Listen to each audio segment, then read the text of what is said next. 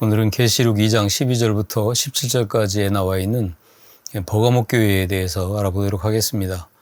이 편지 마찬가지로 공이 같은 구조를 가지고 있는데 먼저 12절을 보시면 버가모 교회의 사자에게 편지하라. 좌우에 날선검을 가진 이가 이르시되 라고 편지를 보내시는 주님을 이렇게 표현을 하고 있습니다. 이 검이라고 하는 것은 당시 사람들에게는 전쟁의 상징이었죠. 그리고 권위와 심판의 상징이었습니다. 당시 로마 총독들은 막강한 권력과 심판권을 소유하고 생사여탈권을 가지고 있었어요. 예수님은 버가모 교회에게 보내는 편지에서 진정한 권세와 심판권은 그런 로마 총독이라든지 이런 세상의 막강한 권력을 가진 자들이 가지고 있는 게 아니라 예수 그리스도의 것이다 라고 하는 것을 상징적으로 말씀을 하고 있는 겁니다. 왜 버가모 교회에 보낸 편지에서 유독 이런 표현을 우리 주님께서 쓰셨는가? 그 이유가 13절에 나옵니다. 13절을 보시면 내가 어디 사는 것을 내가 아노니 거기는 사단의 권자가 있는데라.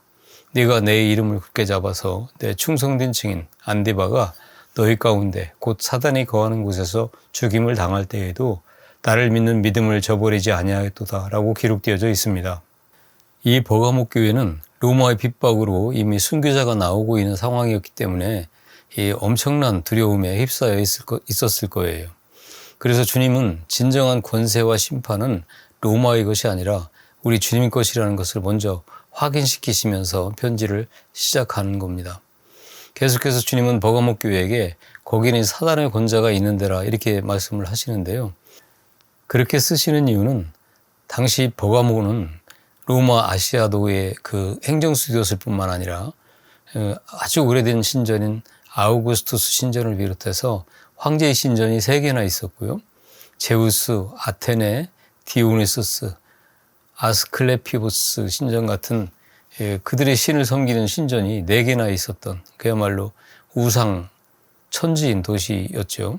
그래서 우상 숭배와 황제 숭배가 강요되었던 도시였습니다. 이 말은 다른 말로 표현하면 황제 숭배에 따르지 않는 자들에 대한 핍박은 그만큼 굉장했던 도시였다라는 것을 반증하고 있는 겁니다. 그래서 예수님은 그 버가모를 가리켜서 사단의 권자가 있는데 라는 표현을 쓰시는 거죠. 그러나 버가모 교회는 그런 핍박들을 잘 견뎌냈습니다. 그리고 그들 중에는 예수 그리스도의 이름을 굳게 잡아서 죽임을 당하면서도 믿음을 저버리지 않았던 안디바라는 순교자도 나오기도 했어요. 안디바는 성경에 여기 한번 딱 나오는 인물인데 역사적으로도 버가모 교회 순교자 명단에도 이 안디바라는 사람은 없습니다. 아마도 다른 도시에서 와 있다가 순교를 당한 사람일 것이라고 추측되는 그런 인물이었어요. 그러나 중요한 것은 그러한 사람일지라도 역사도 그를 기억하지 않고 버가모 교회조차도 그를 대단하게 생각지 않았지만 예수님께서는 그의 이름을 아시고 그 이름을 직접 호명하시면서 편지에 기록하시는 거예요. 여러분, 오늘날 기독교가 예수를 믿으면 병이 낫고 사업이 잘 되고 출세하고 자식이 잘 되어야 하는 것으로 착각을 하게 만들었고 심지어 하나님이 축복하시면 교회도 커지고 목사도 유명해져야 된다고 생각합니다. 그래서 작은 교회를 섬기는 목사들은 아주 무시당하기 일쑤죠. 그러나 여러분 잘 생각해 보세요. 예수를 믿는 사람들은 예수님처럼 살고 예수님의 삶을 따르겠다고 나선 사람들입니다. 예수를 믿는 길은 예수 그리스도를 닮아가는 길인 것이죠.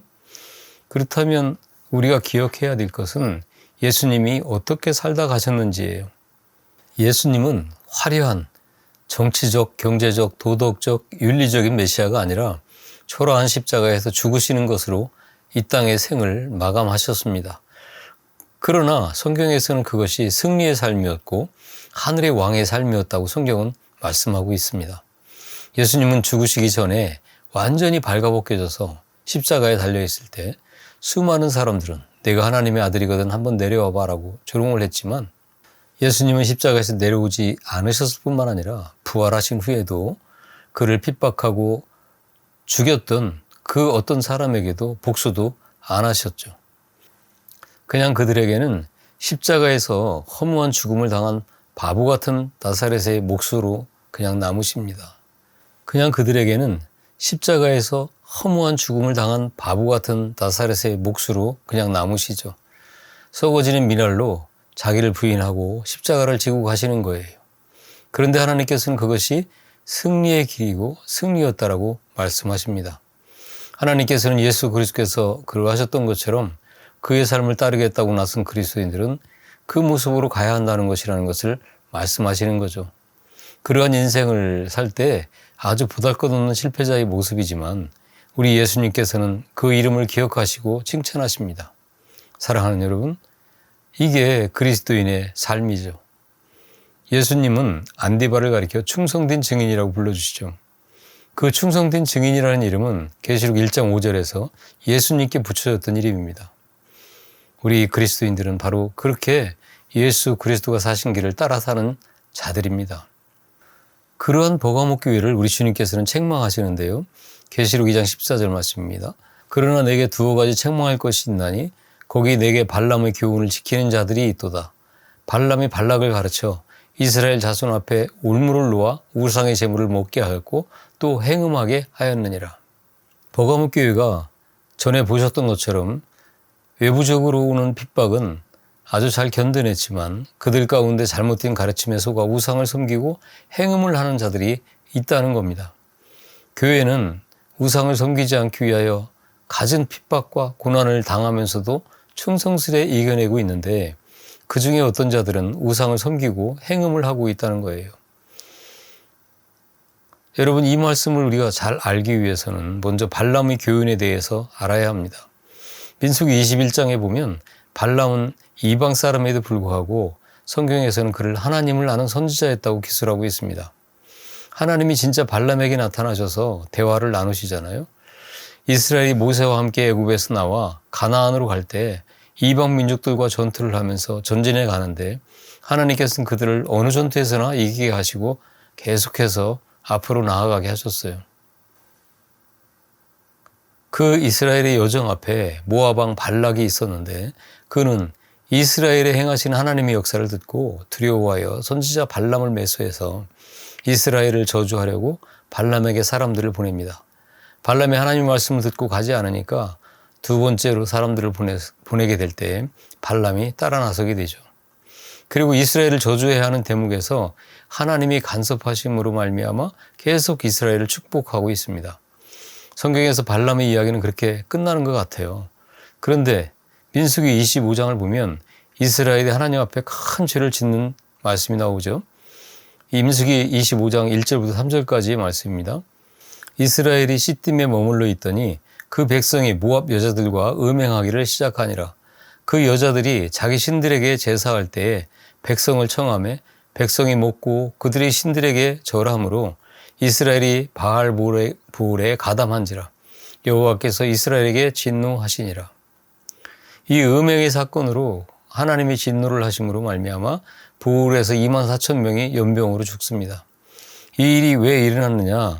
31장 16절에서 설명을 해주고 있는데요. 민수기 31장 16절입니다. 보라, 이들이 발람의 길을 따라 이스라엘 자손을 부올의 사건에서 여호와 앞에 범죄하게 하여 여호와의 회중 가운데서 연병이 일어나게 하였느니라. 이 일은 발람의 꾀로 말미암아 발생되었다는 건데요. 선지자 발람이 처음에는 하나님의 말씀대로 행했지만 돈에 눈이 어두워서 꾀를 내가지고 이스라엘 남자들이 모압 여자들과 행음하게 만들어서 이스라엘이 모압 여자들이 모시는 우상을 섬기게 만들어버린 거예요. 결국 이스라엘은 그 발람의 꾀에 넘어가 모압 여자들과 간음을 함으로 말미암아 하나님께 무서운 벌을 받게 되는 게 발람의 이야기입니다. 그러니까 버가목 교회의 문제는 교회의 지도자들이 눈이 멀어가지고 바르지 못한 교리를 가르쳤고 교인들 중에서도 그 교리에 넘어가서 우상을 섬기고 행음을 하는 자들이 있었다는 겁니다. 당시에 버가모의 신전에는 여사제들이 많이 있었는데 그들은 모두 장녀였습니다.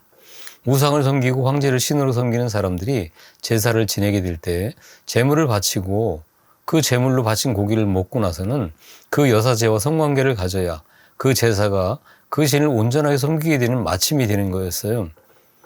버가모 교회 안에도 그러한 자들이 있었다는 겁니다. 이것은 하나님도 섬기면서도 우상도 섬기는 혼합주의를 말하는 것인데, 이 버가목 교회는 외적인 핍박은 잘 견뎌냈지만 내부적으로는 이러한 부패를 막지 못한 거예요. 겉으로는 그럴듯하게 잘 가고 있는 것 같은데 실제로 순교자까지 나왔는데도 불구하고 속으로는 엉터리 교리에 젖은 가짜들이 있었다는 겁니다. 오늘날의 기독교도 자신들이 이기적인 욕심이나 자신들이 부와 명예를 위해서 교인들을 협박하고 하나님의 말씀으로 사기를 치는 목사들이 얼마나 많습니까? 그리고 그들이 교인들이 돈을 빼앗고 헌신을 강요하기 위해서 그들의 입에는 하나님의 복을 나팔 불고 있고 또 거기에 얼마나 많은 사람들이 속고 있습니까? 이것이 발람의 교훈입니다. 그들은 또한 니골라당의 교훈을 지켰다고 하는데 니골라당은 당시 초기 영지주의 영향을 받은 무율법주의자들을 말합니다. 그들은 우리는 이제 예수로 말미암아 구원을 받았기 때문에 세상에서는 마음대로 살아도 천국 간다 이렇게 가르쳤던 거예요. 영지주의라고 하는 것은 영적인 것은 아주 고급한 것이고 육적인 것은 저급한 것이기 때문에 육적인 것이 영적인 것에 전혀 영향을 주지 못한다. 그러니까 육적으로 지은 죄가 영적으로 얻은 구원에 영향을 줄 수 없다라는 교리입니다. 그러니까 그 영지주의자들은 교회 안에서는 아주 신실하게 종교생활을 하다가 자기 삶의 현장에 나가서는 자기들 마음대로 사는 그런 자들입니다. 그들을 가리켜서 니골라당이라고 하는 거예요. 우리는 이제 예수로 말미암아 구원을 얻었기 때문에 이렇게 살아도 아무런 문제가 되지 않는다라고 생각하는 겁니다. 오늘날 이 영지주의가 목사들 스스로도 속아서 고스란히 교회 안에 들어와 있는 것을 볼 수가 있습니다. 그래서 교회 안에서 지도자들이 그런 엉터리 교리들을 전해서 교인들을 타락하게도 만들기도 하지만 지도자가 아무리 바르게 전해도 자기가 듣고 싶은 이야기만 듣고 여전히 엉터리로 사는 사람들이 많이 있습니다. 엄밀히 말하면 그들은 그리스도인이 아니라고 말할 수가 있습니다. 그러나 여러분, 이기는 자에게는 우리 주님께서 무엇을 주시겠다고 하십니까? 감춰진 만나와 흰돌을 주시겠다고 말씀하십니다. 만나는 예수 그리스도를 상징하고 있죠. 요한복음 6장 31절부터 35절까지 말씀을 보면 기록된 바 하늘에서 그들에게 떡을 주어 먹게 하였다함과 같이 우리 조상들은 광야에서 만나를 먹었나이다. 예수께서 이르시되 내가 진실로 진실로 너에게 이르노니 모세가 너희에게 하늘로부터 떡을 준 것이 아니라 내 아버지께서 너희에게 하늘로부터 참떡을 주시나니 하나님의 떡은 하늘에서 내려 세상에 생명을 주는 것이니라. 그들이 이르되 주여 이 떡을 항상 우리에게 주소서. 예수께서 이르시되 나는 생명의 떡이니 내게 오는 자는 결코 줄이지 아니할 터이요 나를 믿는 자는 영원히 목마르지 아니하리라. 아멘. 만나는 예수 그리스도를 말씀하는 거예요. 그런데 보시면 예수 그리스도는 다른 자들에게는 감추어져 있습니다. 신약 성경에 보면 예수님이 감추어졌다는 표현이 많이 나오고 천국의 비유에서도 천국은 감추어진 보배라고 표현을 하고 있어요. 그렇게 감추어진 예수 그리스도를 너희에게 주시겠다는 겁니다. 그러면 흰 돌은 무엇을 상징하느냐? 감추인 만나와 흰 돌을 주시는데 그 흰 돌에는 새 이름이 쓰여 있고 그 이름은 받는 자밖에 모른다 이렇게 말씀하고 있는데요. 당시에는 재판을 할 때 법정에서 흰 돌을 주면 무죄였고 검은 돌을 주면 유죄였습니다. 그리고 흰 돌은 성결과 거룩을 상징하기도 했죠. 그래서 주님께서 흰 돌을 주시겠다고 하셨을 때 수신자였던 버가목 교회 사람들은 그들의 죄를 사하여 주시고 거룩하게 만들어 주실 것이라는 것을 생각했을 겁니다. 그리고 흰 돌이 무엇인지 성경 안에서 풀어보면 그 당시 이 편지를 받아 읽었던 유대인들은 구약 성경을 아주 잘 알고 있었다고 말씀드렸잖아요. 따라서 이 편지를 받아 읽었을 때 버가목 교인들은 구약의 말씀이 생각났을 겁니다. 출애굽기 28장 9절부터 11절까지 말씀을 보면 호마노 2개를 가져다가 그 위에 이스라엘의 아들들의 이름을 새기되 그들의 나이대로 6 이름을 한 보석에 나머지 6 이름은 다른 보석에 새기라. 보석을 새기는 자가 도장에 새김같이 너는 이스라엘 아들들의 이름을 그 두 보석에 새겨 금태에 물리고. 이 구절은 제사장이 입는 에봇을 설명하는데 여기서 보석이라고 번역된 에베는 돌을 말합니다. 돌 위에 이름을 새기는데 그 이스라엘 아들들의 이름을 새기죠. 제사장이 이 옷을 입고서 하나님께 나아갈 때 상징적으로는 이스라엘의 아들들도 함께 하나님께 나아간다는 의미예요. 그런데 이 버가모는 이스라엘이 아니라 이방 도시잖아요. 그렇다면 이스라엘 아들들의 이름이 새겨진 힌두를 주겠다는 것인데 그것이 이방에 거주하고 있는 그들에게 어떤 의미로 다가갔느냐. 이스라엘 아들들의 이름이 뭔지를 먼저 살펴보면요.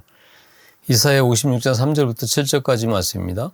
여호와께 연합한 이방인은 말하기를 여호와께서 나를 그의 백성 중에서 반드시 갈라내시리라 하지 말며 고자도 말하기를 나는 마른 나무라 하지 말라.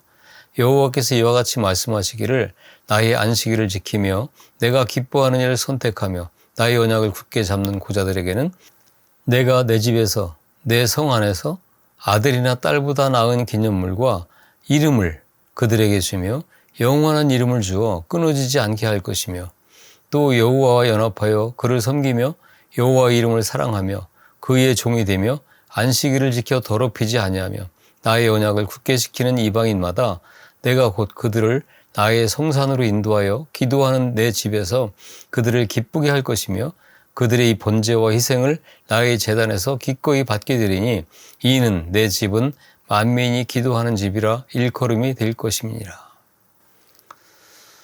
만민이 기도하는 집이라 일컬음이 될 것임이라. 이런 말씀들을 우리는 잘 보셔야 하는데요. 이방인들에게도 하나님께서 새 이름을 주시고 그 이름을 받는 자들은 하나님의 성산에서 제사를 드릴 수 있게 하실 것이라고 말씀을 합니다.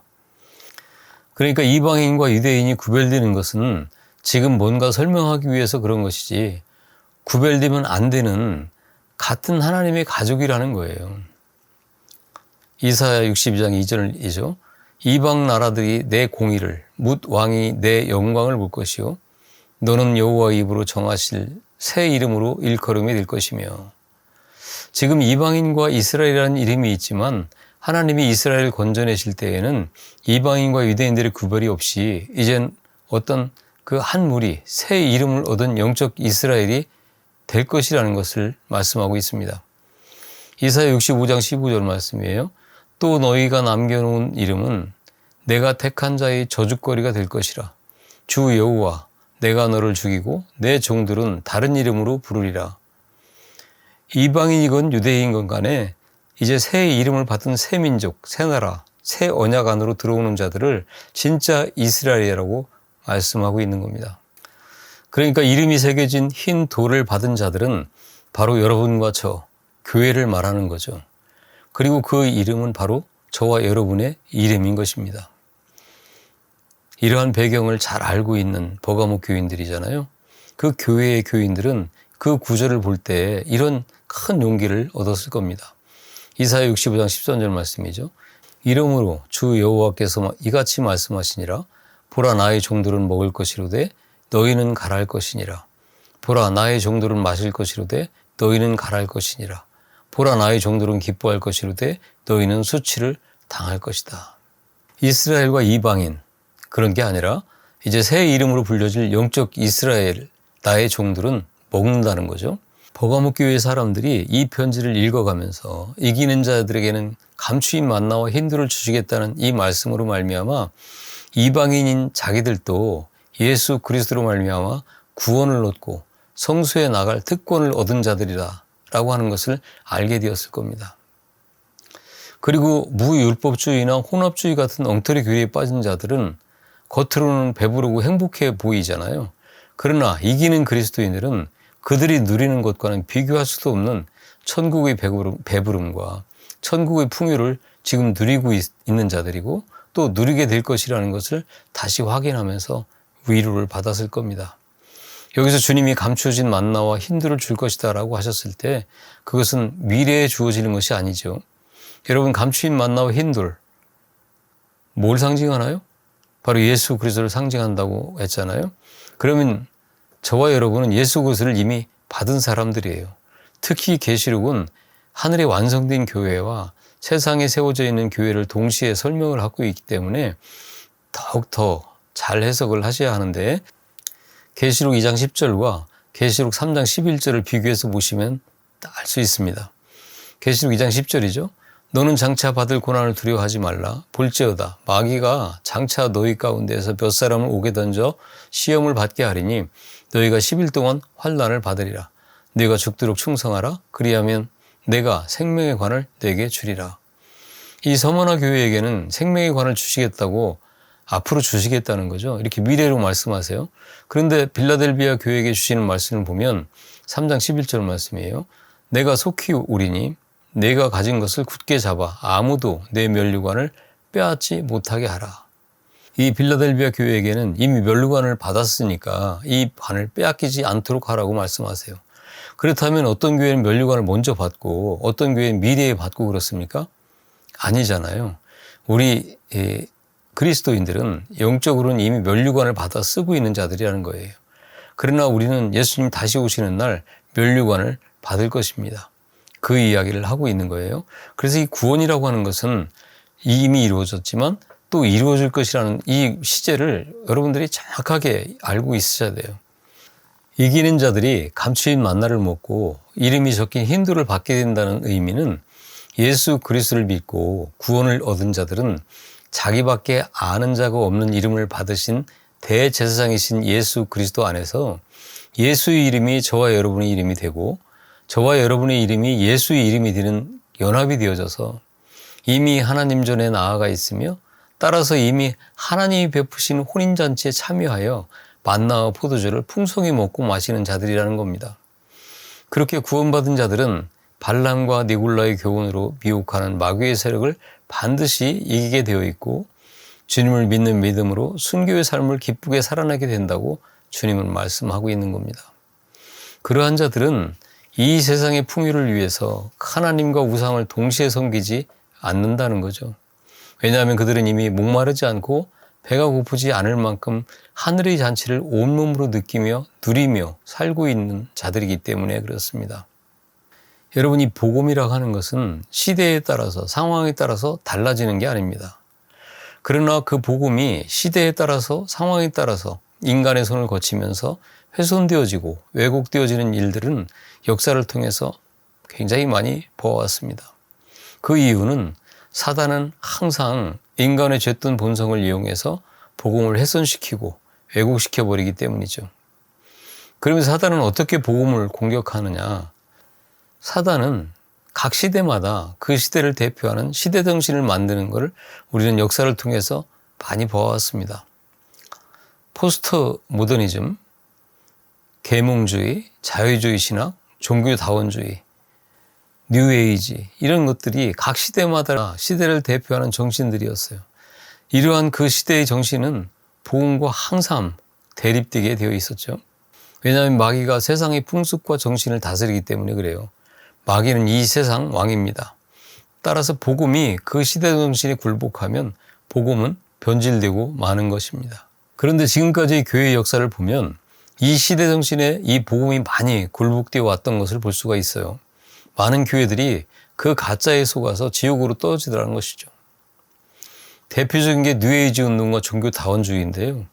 뉴에이지 운동은요, 서구의 철학과 종교, 그리고 동양 사상이 하나로 혼합이 되어진 인본주의고 범신론입니다. 이 뉴에이지는 지금까지 이 지구상에 존재했던 모든 종교를 혼합하려는 움직임을 말하는 거예요. 이 뉴에이지가 궁극적으로 지향하는 것은 창세기 3장의 뱀의 꼬임에 넘어간 아담과 하와처럼 하나님같이 되는 겁니다. 뉴에이지는 창세기 3장에서처럼 마치 뱀처럼 이 세상 인간들을 유혹하죠. 너희들도 하나님같이 될 수 있다고 말이죠. 기독교는 그 뉴에이지 운동의 직격탄을 맞죠. 예수를 믿는다고 하는 수많은 신학자들과 교회의 지도자들이 알게 모르게 그 뉴에이지 운동의 영향을 받습니다. 또 종교다원주의도 시대를 대표하는 시대정신이에요. 서울 가는 길이 어디 한 길뿐이냐, 어디로 가든지 서울에만 가면 된다는 주장입니다. 그러나 여러분, 우리는 사도행전 4장 12절 말씀을 진리로 믿는 사람들이잖아요. 사도행전 4장 12절 말씀에 다른 이로서는 구원을 받을 수 없나니 천하 사람 중에 구원을 받을 만한 다른 이름을 우리에게 주신 일이 없음이니라 하였더라. 우리는 이 말씀을 믿는 자들입니다. 그러나 종교다원주의는 모든 종교에 구원이 있다고 가르치는 아주 인기 있는 시대 정신이에요. 아프리카나 남아메리카의 정글에서 행해지고 있는 그 코와 입을 뚫고 여자에게 할례를 행하는 그런 종교 행위나 장독대에 정한수를 떠다 놓고 피는 그 어머니의 정성을 헛되다고 할 수 있겠느냐. 굉장히 설득력 있는 그런 사상인 것 같이 들립니다. 많은 복음주의 교회들까지도 이 매력 있는 시대 정신을 수용하고 있고 지금도 많은 지식인들과 종교인들이 1년에 몇 차례씩 모여가지고 손에 손을 잡고 WCC, 세계교회협의라고 통칭하고 있는 건데요. 카톨릭, 개신교, 불교, 이슬람, 증산도, 기타 등등 모든 종교의 통합을 주장하는 이 다신론 사상인데 WCC 모임을 같이 하고 있습니다. 로마 가톨릭은 이미 오래전에 종교다원주의를 받아들이고 주도하고 있습니다. 카톨릭은 그것을 보편주의라고 부드러운 이름을 붙여놓았지만 그것은 다분히 악마적인 가르침이에요. 따라서 교회는 이 매 시대마다 마귀로 말미암아 던져지고 있는 이 여러 가지 시대 정신 속에서 복음의 본질을 늘 새롭게 규명하고 왜곡과 오염을 늘 세척해내야 되는 그러한 시대적인 사명을 가진 자들입니다. 사랑하는 여러분, 오늘 또 여러분은 어떤 시대 정신 속에서 어떤 생각을 가지고 살고 계십니까? 어느 곳에서나 어느 때나 무슨 일을 하든지 우리 주님과 동행하고 계십니까?